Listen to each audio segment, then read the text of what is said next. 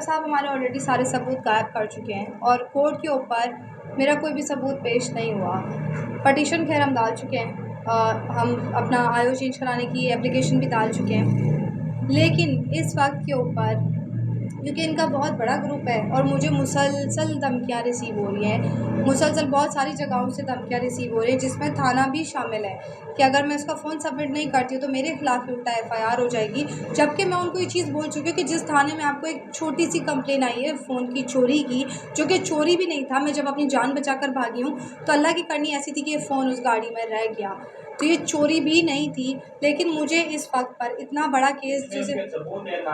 जिसमें सारे सबूत हैं, बिल्कुल ये वही फ़ोन है जिसमें उसके सारे सबूत मौजूद हैं, उसके किए हुए सारे कालों के।